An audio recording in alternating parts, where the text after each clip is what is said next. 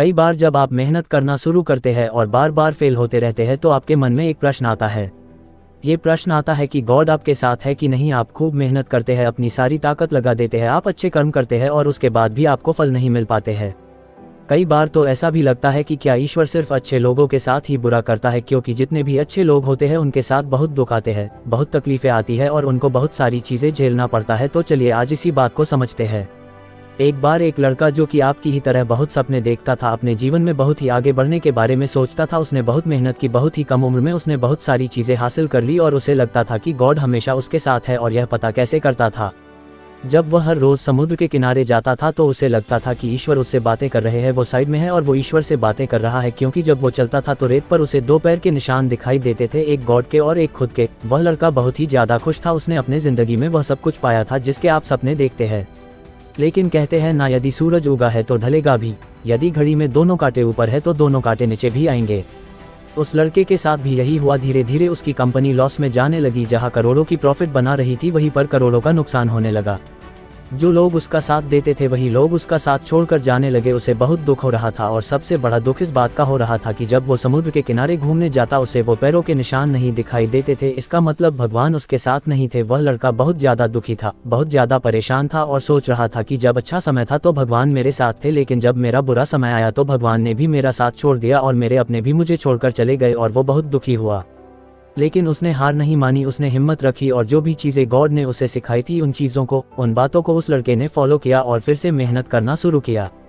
फिर क्या था, थोड़ी दिन के बाद फिर से उसकी कंपनी खड़ी हो गई। उसे जहां बहुत सारा लॉस हो रहा था वहां सारा प्रॉफिट होने लगा और वो फिर से खुश हो गया। लेकिन उसने एक चीज़ कभी नहीं छोड़ी थी, अपने ऊपर विश्वास और समुद्र के किनारे घूमना। जब वह थोड़ी दिन के बाद समुद्र के पास गया सारी चीज़ें ठीक हो गई थी, उसकी कंपनी फिर से खड़ी हो गई थी।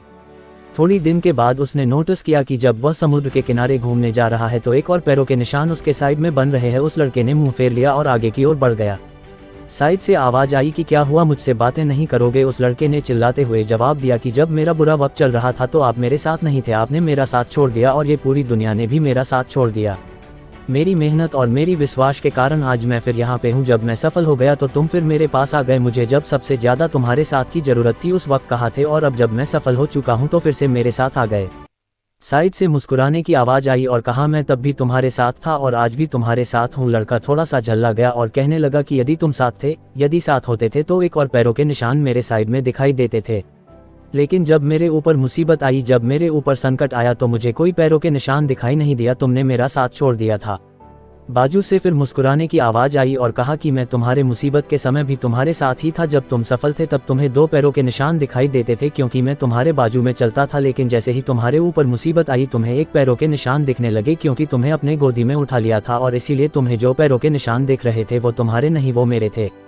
इसलिए हमें हमेशा याद रखना चाहिए कि किसी भी परिस्थिति में वो ईश्वर, वो मालिक हमारा कभी साथ नहीं छोड़ते। हम उन पर विश्वास करें या ना करें, हम उनकी भक्ति करें या ना करें, वो हमेशा हमारे साथ है। इसलिए इस बात को हमेशा याद रखना, हाथों के लकीरों से पहले उंगलियां होती है, जो हमें यही सिखाती है कि हमें अपने किस्मत से पहले अपने कर्मों पर भरोसा रखना चाहिए। आशा करता हूं कि मेरी बातें आपको समझ में आई होंगी और इसे अपने दोस्तों के साथ शेयर जरूर करना ताकि उन्हें भी ये बात पता चले और वो अपने जीवन में आगे बढ़ सके।